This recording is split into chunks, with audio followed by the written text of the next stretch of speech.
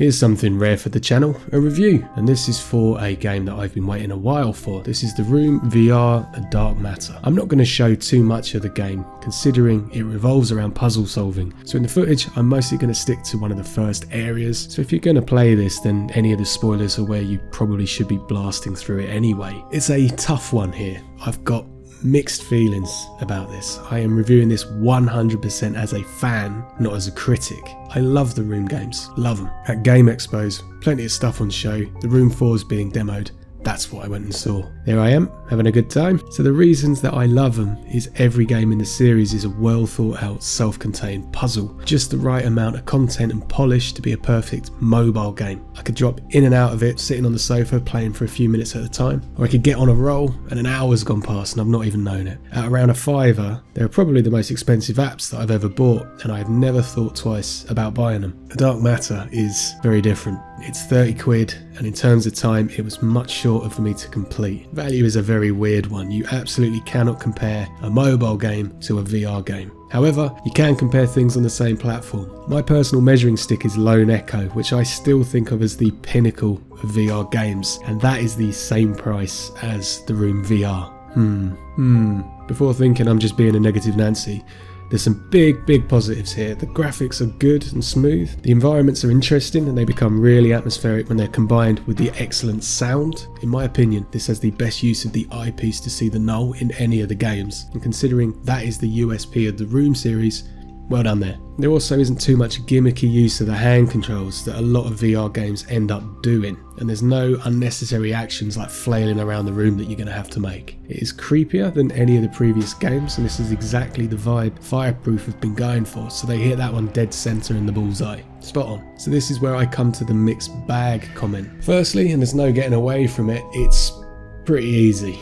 I'm not a smart man and I bulldoze through this. If other reviews are to go on, then that seems to be a pretty common feeling. Rather than signposting what you have to do, the simplicity comes from what you can't do. Objects will only interact with their solutions, so it's sometimes as simple as just waving an item over a scene to see if it snaps to anything. There were some big head scratches in the past, and I remember some specifically in the Room 3, whereas this is more along the route of a toddler's shape sorter. You get the round peg, you stick it in the round hole, you get it. It's not to say that there aren't good puzzles in here, but it's very much more of a linear path. Next, what we got is the utilisation of the technology.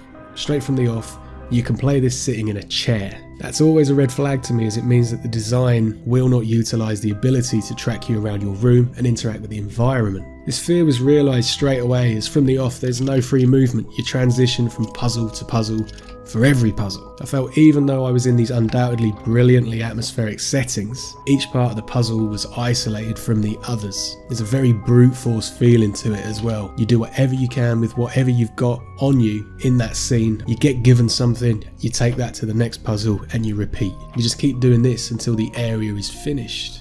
Very few inventory items will have you play with them to solve some sort of puzzle, and that was one of my favourite bits in the previous games. When I was trying to explain what felt a bit off with the game to a mate, I couldn't quite verbalise it, and I still can't. You still get that small dopamine hit once a puzzle comes together, but it's kind of lacking that big massive reveal once everything in the room has come together. There's also not much that necessarily needs VR. Quite simply, I think this could have still have been a mobile game. The majority of the puzzles do not involve with playing with objects in three-dimensional space. They're also very simple to boot, as I said before. I felt that the manipulation of the doll's house in the Room 4 was much more hands-on, where you're flipping it round, adding bits, turning bits, and that was on a mobile. So it's a penny short of 30 quid, and that really is quite steep for a short, simple game. I do still give it a recommendation, but it's definitely got some caveats. Weirdly, I'd also say this is probably not one for the fans, but for the new player, as the complexity has taken